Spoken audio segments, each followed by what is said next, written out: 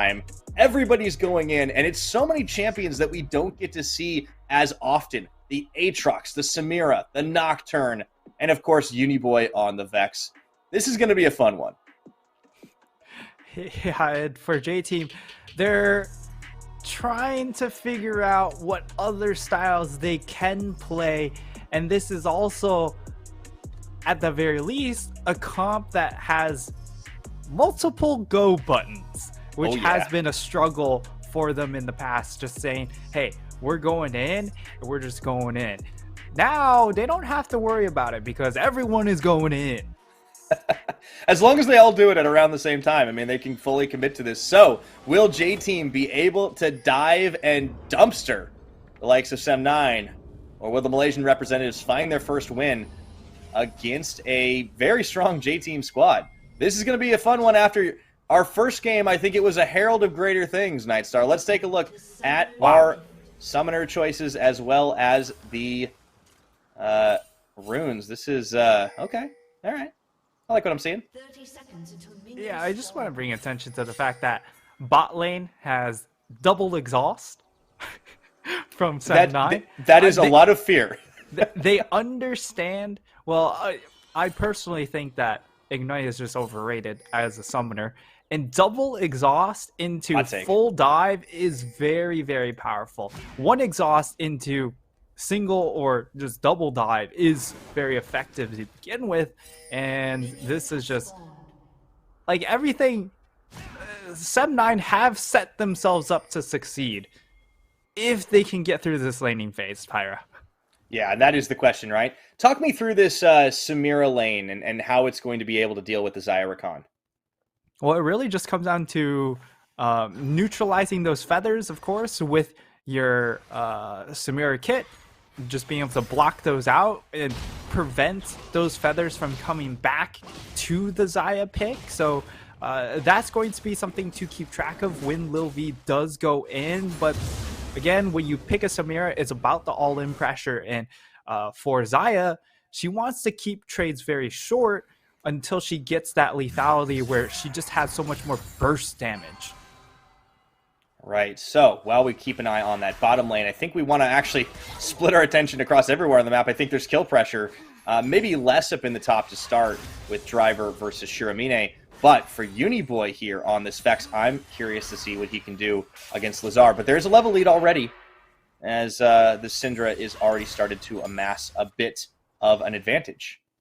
Yeah, and I think Syndra, while not necessarily the most explosive mid lane champion that you can take, is just so flexible with what she can do, whether it's in lane phase, with facilitating 2v2 kills, depending on what you lock in for your jungler, and also just being able to play really for pick or defensively in team fight settings. It's just a lot of what this champion offers. Makes a lot of sense for a lot of these PCS teams. So I like the lock-in here. We'll see how Lazar is able to perform on the pick because he hasn't had great lane phases so far, and that's just something you'd like to see him really step up with, especially now they are eliminated from playoff contention. You have that pressure really removed from you.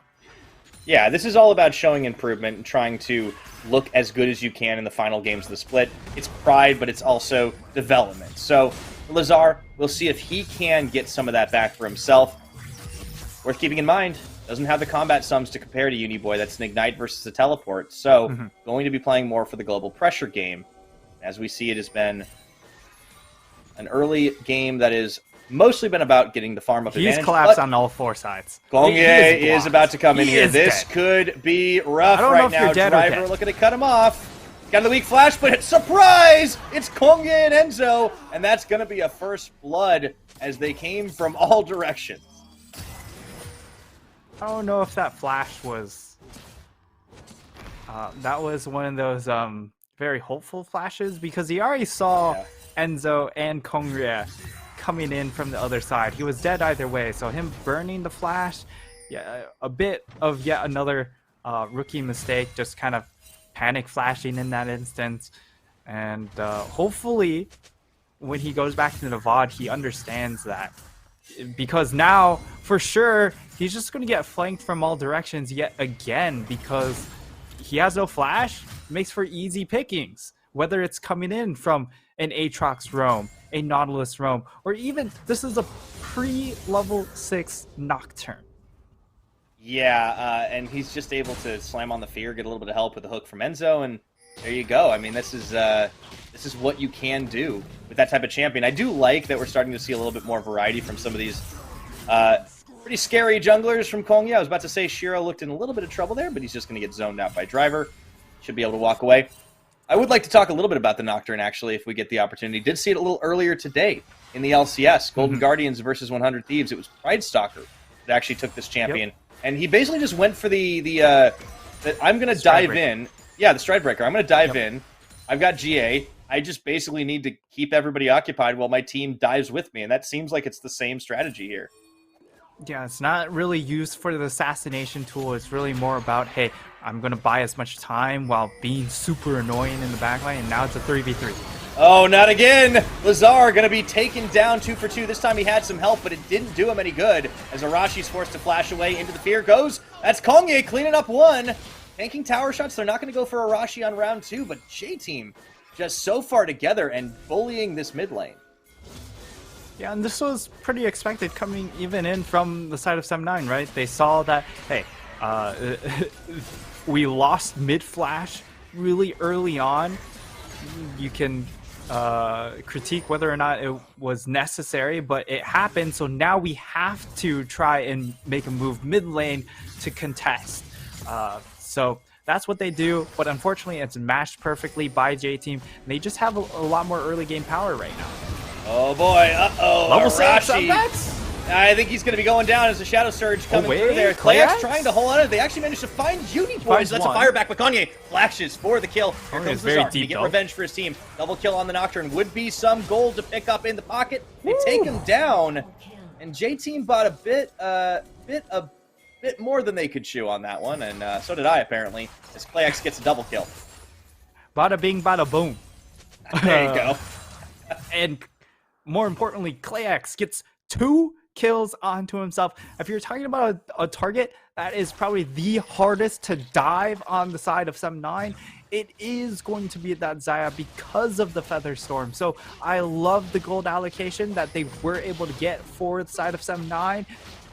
It also means that there's a clear target for the side of J-Team to focus down in the remaining of this lane phase, but Driver, we're gonna see a replay of this.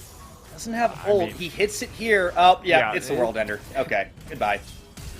You just don't have a lot of options. Doesn't get a good angle to ult out. So yeah, he's just stuck. Game played. Yep. That's that kind of feels like it's gonna be Shiro's lot for a bit. Yeah. Yep. Well executed. All right. This is Pyra. I'd like for you to take a look at the inventory. Take a look at the 3-1-1 Kongre. Ooh. He's got Bomby Cinder. This is a very different build from Stride Breaker. Yeah, okay. All right, Kongya, I see what you're doing here. Now, Enzo is getting caught up by Arashi, tagged in Philly as well. They do have a pretty mobile squad. The problem is they don't have the damage to really do more. Kongya and Driver going to be doubling up on the Rift Herald. So that's going to be a good start for them. But Lil V, he's going to have to walk away from this one. Actually, this could be a big dive deep, but he's got Flash, he's got Cleanse, and now he's got Enzo, and they're going to try and go for this one. Here goes Uniboy over the wall with a Shadow Surge. Lil V will finish the kill and has his eyes set on the Rakan, but there's an outplay by Klayax there. And it's going to actually take Lil V's ultimate. Meanwhile, Lazar getting soloed by Kongye. No, he walks it out. What a bloody bit of the map right now.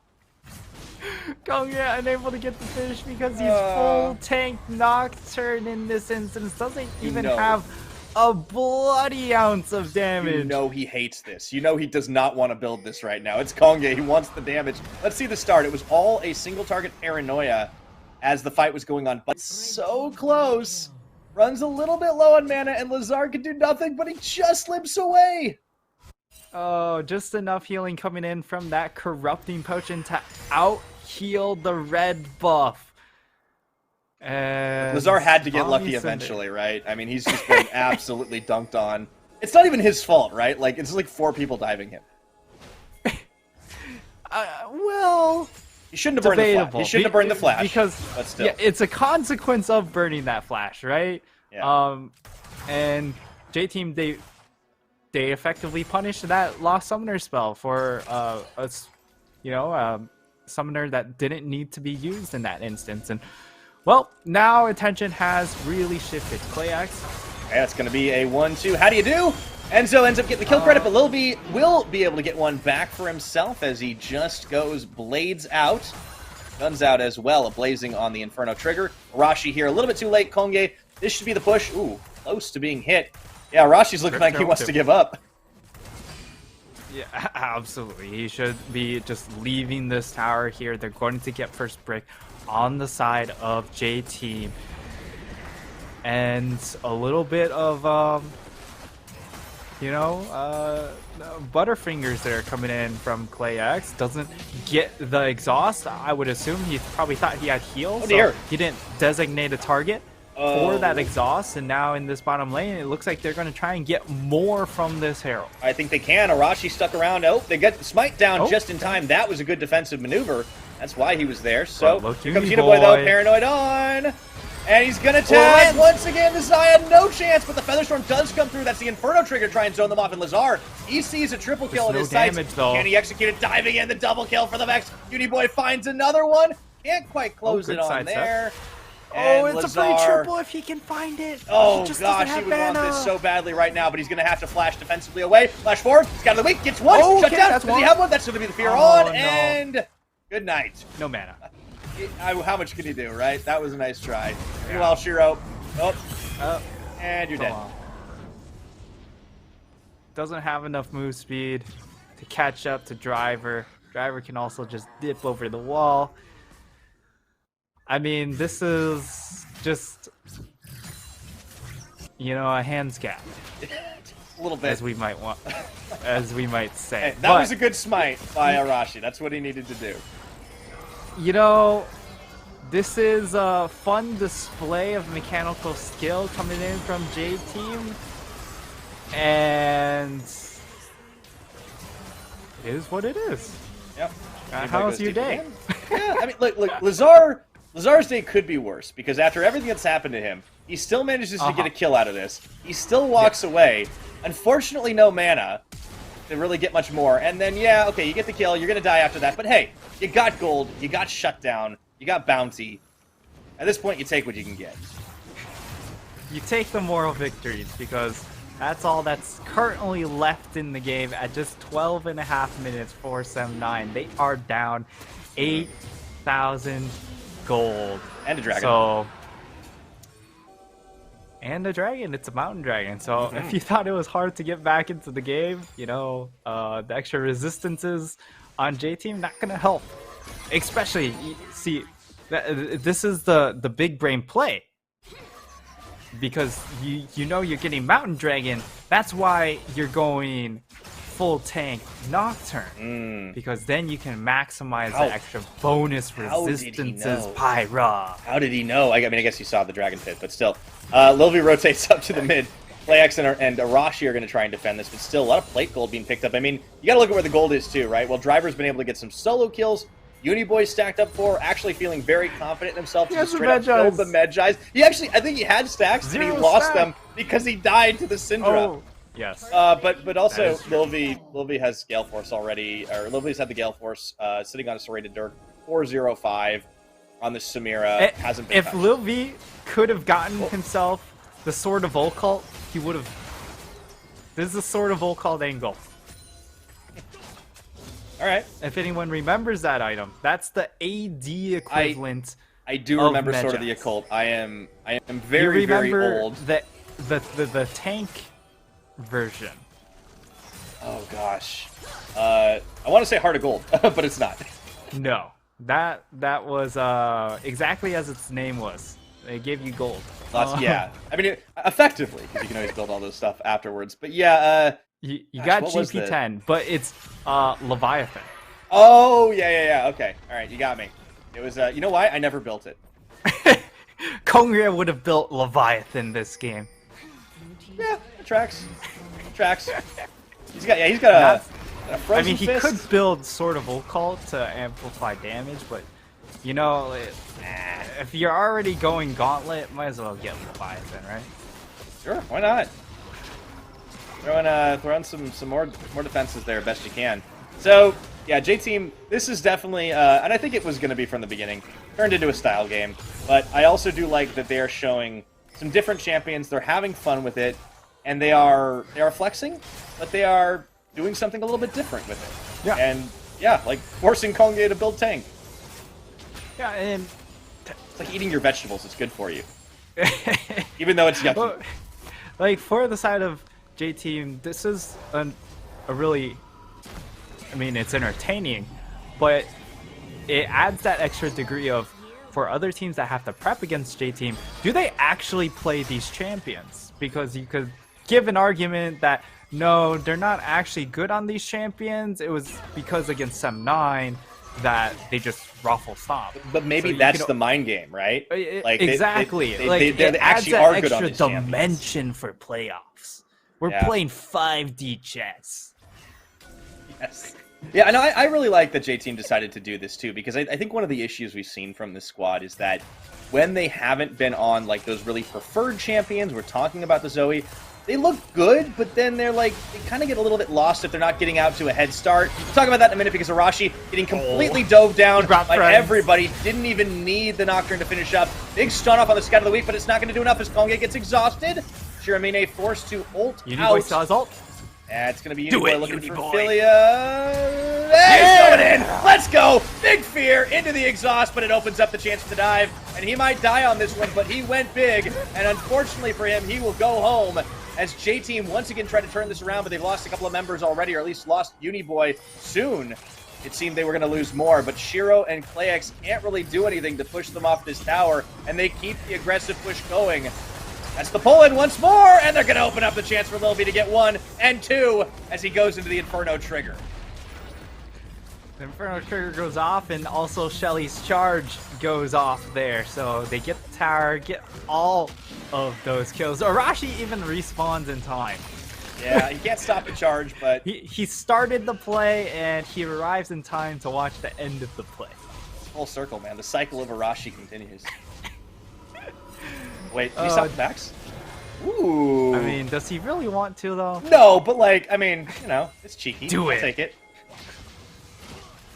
Oh, wait. Wait. Driver stays. Do it! This is like a continued engage after the fact. I mean, if you think theoretically, though, that's probably SEM9's best opportunity. Whoa! Kitty boy. Yeah, it would be. 6 sacks on that Medjay. Definitely keep an eye on that number right now. As they're looking for more here, and in comes Enzo and Kongye. They just do not stop. The kickback ain't gonna matter as much. Beauty Boy adds a few more pages to his dark magic book. I mean, J-Team are just playing to the tune of Kesha. The party don't stop till I walk in, but everyone's walking in. Oh, TikTok on the clock. I think it's running out for SEM9 right now. Good night, Lazar. They'll take the turret. Dragon spawns, rotate around. Shiramine, not much he can do, already in zombie form. And, wow. Yeah, that is a terrifying dive. Man, well, it's something. Yeah. And you're throwing me back today. You starting with, like, Sword of the Occult, now we're talking about Kesha. Nice Star, it's like I'm in college again. Also, like, crazy League of Legends games. I mean, that's, yeah. It's definitely, that was where I got my start. I was doing a senior project through my computer science courses. I had 4 friends, and they said, hey, we play this game. It's called League of Legends. You want to try? I'm like, sure. And then I discovered Singed, and the rest is history. That's all you need to know about my League of Legends. So you discovered Arcane, is what you're telling me. Yes, I am. That had so many champions I love playing. That is such a good show. Go watch it, everyone, if you haven't. And if you have, go watch it again after tonight's games. So you created Victor. I understand. It was definitely my fault. I'll take full credit for that. Yeah, not in the game, but just the idea. I'm not a developer. Oh, I mean, Yeah. Singe was an interesting character when he appeared. Yeah, I mean, like, because in game, a lot of the champions kind of feel a little cartoonish, right? Because they do have like their one-liners and all the skins sort of make them look a little different. Definitely didn't look like Singe from the game. He had so much depth of character. We got to learn so much about him, so much about Victor. Like, yeah, no, it really gave a lot of dimensions, right? I think Vi too, right? Like, if you look at like the old Vi design and lore, it's like, oh, she just likes punching things, which is true. But also, she's definitely not really a cop. Yes, that as well. We learned a lot in that regard. It is a great show with good character development and great writing. That's all I can say about thankfully, Season 2 won't be as long of a wait. Yeah, even better. Also, if you want to see Silco in a game, go play TFT. You've been enjoying the mid set? Not really, but you know what?